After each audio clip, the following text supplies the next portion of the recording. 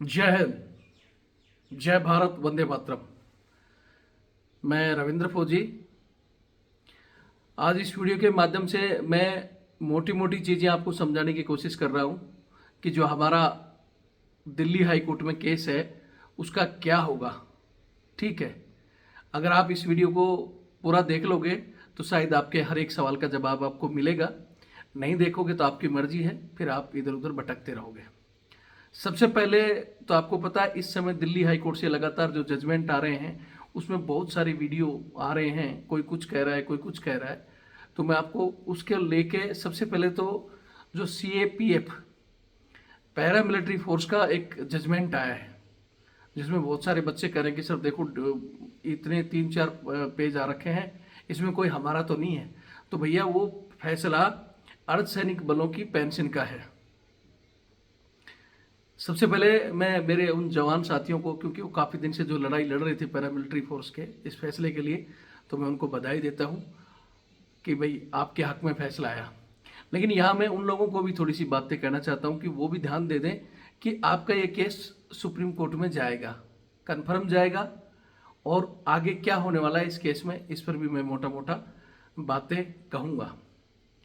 इसके अलावा मेरा इस वीडियो को मेन मकसद बनाने का क्या है कि सेम इसी तरह का केस हमारा जो दिल्ली हाई कोर्ट में चल रहा है, जिसका ऑर्डर रिजर्व 15 नवंबर को हो चुका है और आज 12 दिसंबर होने के बाद में भी उसका फैसला नहीं आया।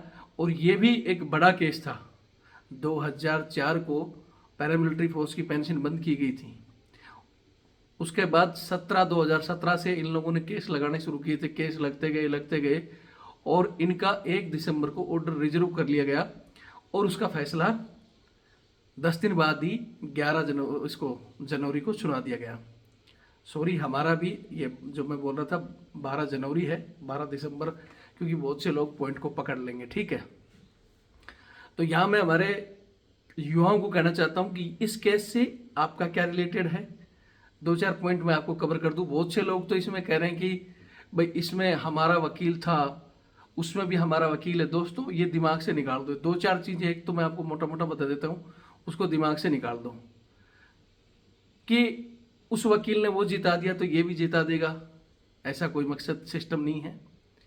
ऐसे देखोगे तो पता नहीं वो वकील हैं कोई भी, वो ही नहीं, ऐसे बहुत से हमारे केसों में भी जो वकील हैं, या और केस भी, एक वकील है जिंदगी भर में पता नहीं कितने केस लड़ता है और कितने हारता है। उससे कोई मैंने मतलब कोई महत्व वाली चीज़ नहीं है। ये है कि जिसका ज़्यादा जीतने का रेशो होता है तो वो अच्छा होता है। तो अच्छे काबिल वकील हैं, उस पर हमें संदेह नहीं करना चाहिए, और सारे ही अच्छे वकील हैं। लेकिन उससे ये नहीं कि ये कुछ बच्चे कह रहे हैं कि देखो सर ये यूनियन ऑफ इंडिया के फैसले हैं और ये अब हम लोगों के पक्ष में आ रहे हैं तो हम भी जीत जाएंगे। तो ये एक फिजूल फजूल बातें जो करते हो, थोड़ा सा उससे बचोगे, पॉइंटों पर चलोगे तो आपका केस बहुत स्ट्रोंग है और आप जीते हुए हो। लेकिन आप उन पॉइंटों पर ध्यान नहीं देकर जो भी कोई एक वीडियो आ जाता है उसी में लग जाते हो। किसी महाशय ने कह दिया कि साहब सैम ज्वाइनिंग का केस, आपको पता है एयरफोर्स के कुछ बच्चों ने ज्वाइनिंग का केस 2019 में डाल दिया था। 19, 20, 21, 22 4 साल हो गए। अभी उनको 6 जनवरी की, हालांकि उस केस का मैं फिर कह रहा हूँ कि मेरे को कोई फिक्स डेट पता नहीं है, लेकिन मोटा मोटा मैं बता देता हूँ कि 6 जनवरी को उनका जो तारीख थी, तारीख में बताया गया कि उनको ऑफर दिया गया था और वो नहीं माने और उनकी मार्च में तारीख दे दी गई।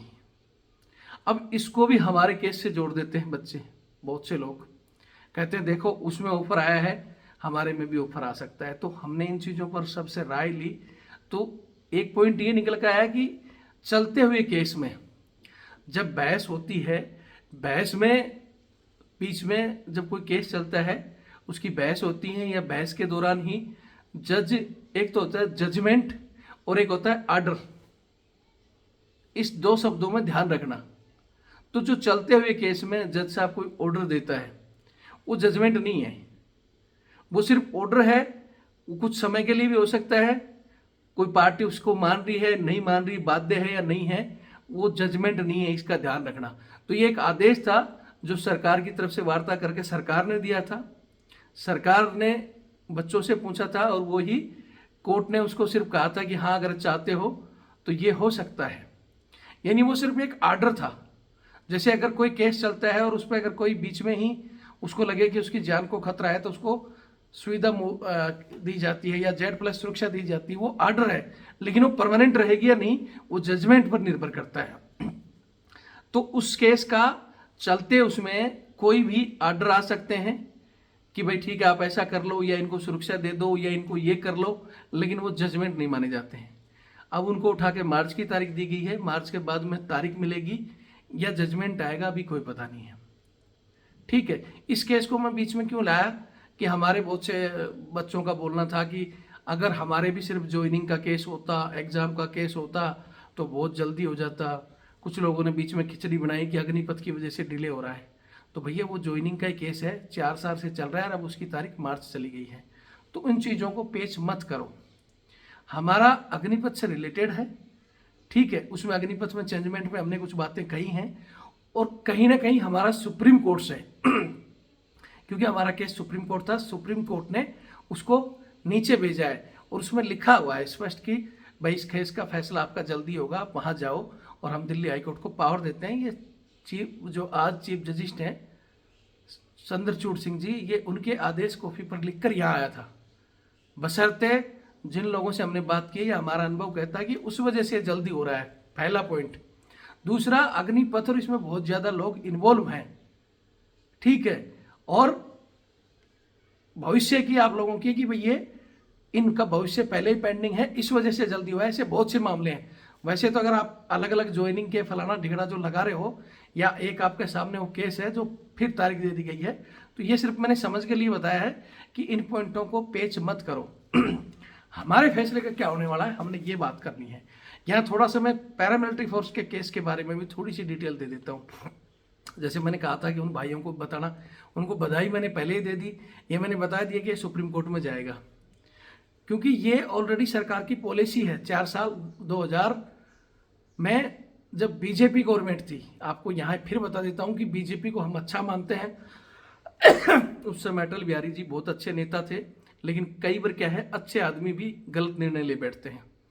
और उनका वो गलत निर्णय कि 2004 के बाद में लोगों की पेंशन बंद कर दी जाए, वो आदेश 2004 का था। लेकिन यहाँ हिंदुस्तान में जिस चीज़ के लिए हम बार बार लोगों को जागरूक करते हैं, वो सबसे बड़ा है कि हर एक आदमी सेल्फिश है। 2004 के फैसले के बाद कोई जगह नहीं। क्यों? क्योंकि 2004 से पहले के रिटायर वालों को तो पेंशन मिलनी थी और बाद को नहीं मिलनी थी। समझ रहे हो? उसमें साफ था कि 2004 के बाद जो भर्ती होंगे उसको पेंशन नहीं मिलेगी।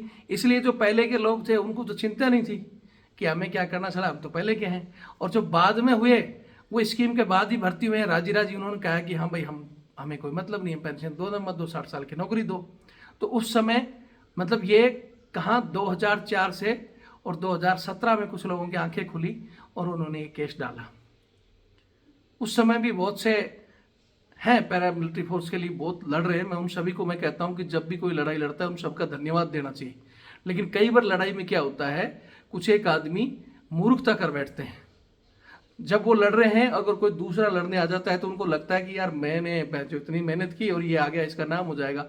मतलब 82 केस 82 केस लगे हैं उस फैसले में, और 82 में 10 का कोई वकील है, 5 का कोई वकील है, ऐसे बहुत सारे वकील हैं भाई। सब के लिए फैसला आया, सब जीते हैं। और कोर्ट ने स्पष्ट कहा है कि ये फैसला 82 लोगों पर ही नहीं, पूरी CAPF पैरामिलिट्री फोर्स पर लागू होगा। ये दिल्ली को हाई कोर्ट ने कहा है।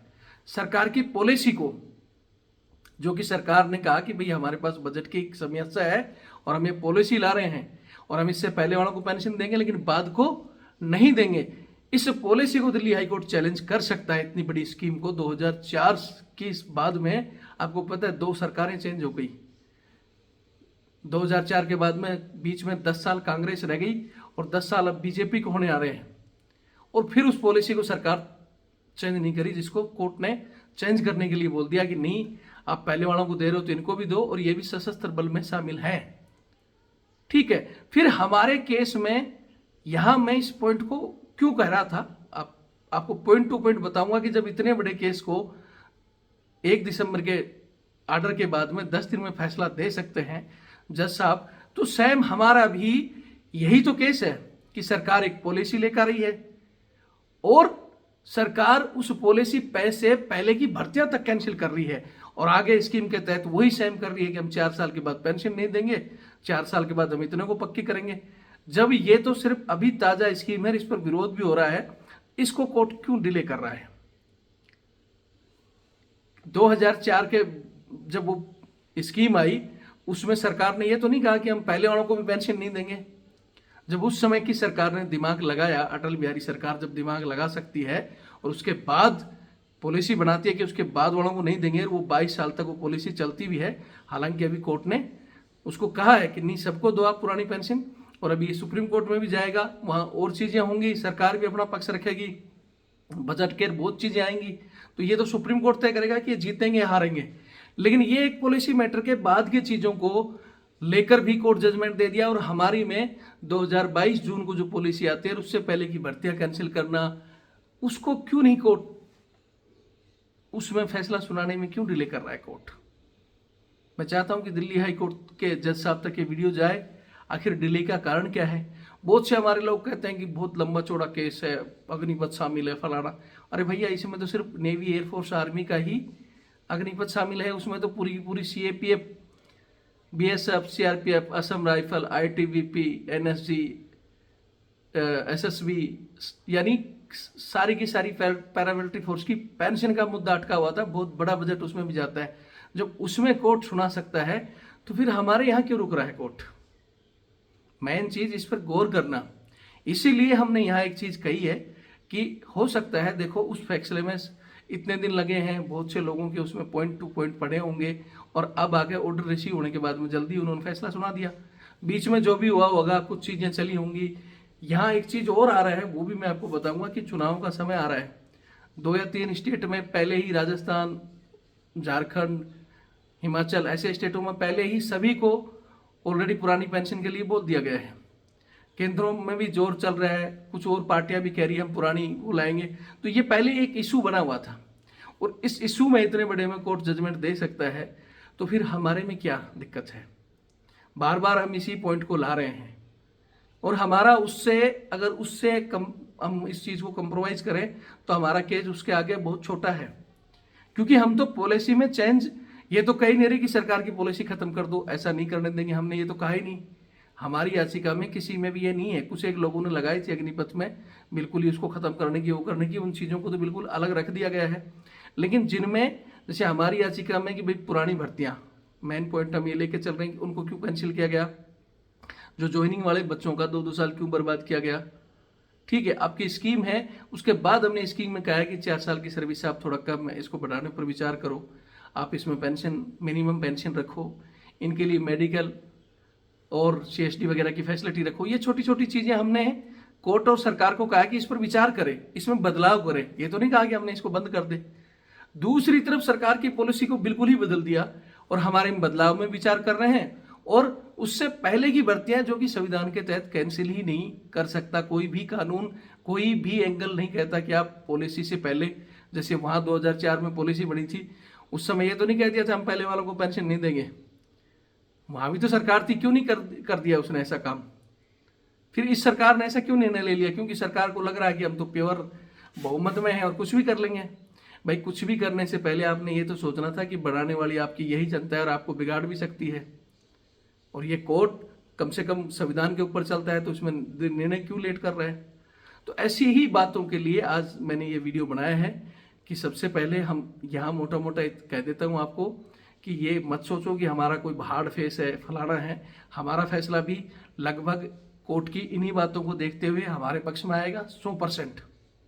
ठीक है, अब ऐसी कोई बातें नहीं होंगी कि आप अग्निपथ में चले जाओ फलाना, वो तारीखों में पढ़ते हुए हो सकता था, अब नहीं होंगी। जहाँ तक मोटा मोटा हमारे सामने ये चीज़ें क्लियर हो चुकी हैं, अब पुरानी भर्तियाँ पुराने हिसाब से ही होंगी और उसका जजमेंट लगभग क्लियर हो चुका है। कुछ अग्निपथ पर विचार कर रहा है कोर्ट, उस वजह से हो सकता है थोड़ा बहुत जजमेंट उन चीज़ों पर देने में 1 या 2 दिन लग रहा है।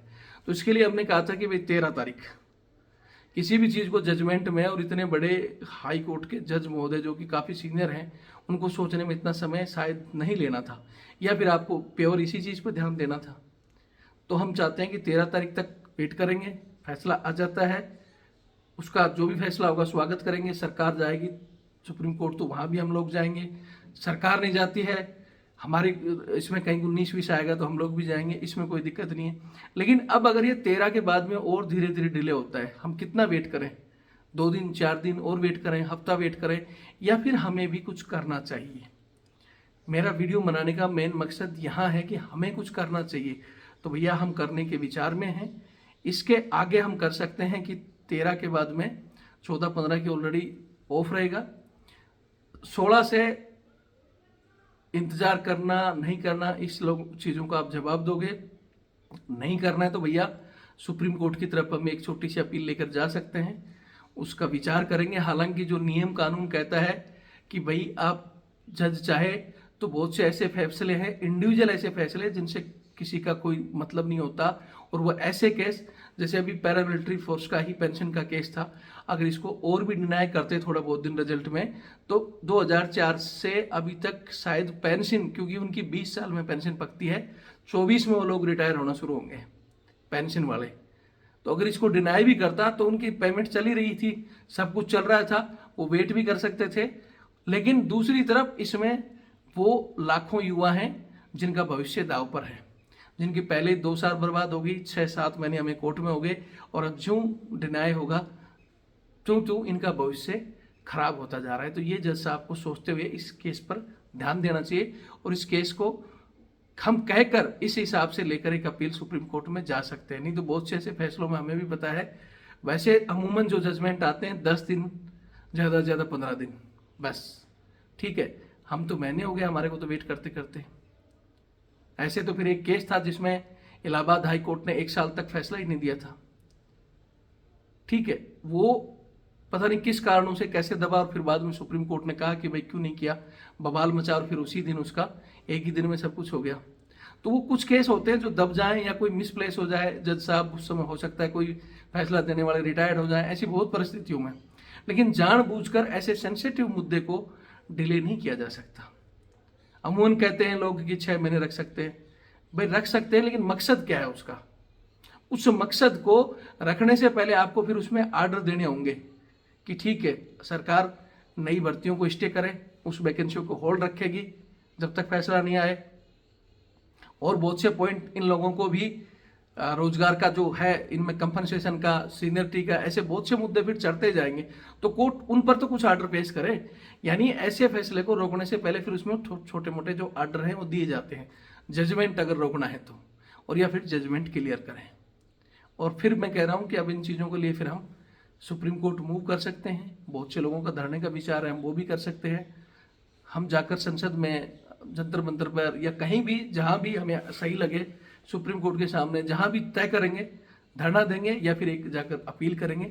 इस लोगों को आपको हाँ या ना बताना है, कितने दिन हम लोग इंतजार करें ये बताना है। फिर कह रहा हूँ, बाकी किसी को किसी एंगल से घबराने की जरूरत नहीं है। पुरानी भर्तियों का लगभग फैसला 100% हमारे पक्ष में है। आपका ज्वाइनिंग, आपका एग्जाम और आपका रिजल्ट, मुख्य जो 3 चीज़ें थी वो हमारे पक्ष में लगभग आ चुकी हैं। कुछ एक पॉइंटों पर जो बात चल रही है, फिर कह रहा हूं कि ये मत सोचना कि उसकी वजह से डिले है। बात मेन यहां भी स्कीम पर ही है कि असर कितना पड़ेगा, उसी चीज को लोग देख रहे हैं। नहीं तो ज्वाइनिंग के लिए 2 मार्च तक इंतजार कर रहे हैं, और आपको भी इंतजार करवाया जा सकता था। मेट्रो मेरे यहाँ लगभग जो भी पॉइंट हैं कवर हो चुके हैं। फिर कह रहा हूँ, यहाँ मैं एक चीज़ तो अपने पैरामिलिट्री फोर्स के भाइयों को कहना चाहता हूँ कि आप लोग भी ध्यान रखना। जिस तरह जब कोई काम करता है, मैंने बीच में बताया था कि कुछ लोग सेल्फिश हो जाते हैं कि अभी हमें क्या लेना देना, जब सर पर आती है ना, जब कूदते हैं। जैसे अब ये 24 में रिटायर्ड होकर इन्हें अब बिल्कुल आ जाएगी कि अब क्या होगा, तब ये लेट आए। कुछ लोग काम करते करते नया कोई आ जाता है तो बोलते हैं क्यों आ गया, हम अभी तक तो हम ही कर रहे थे।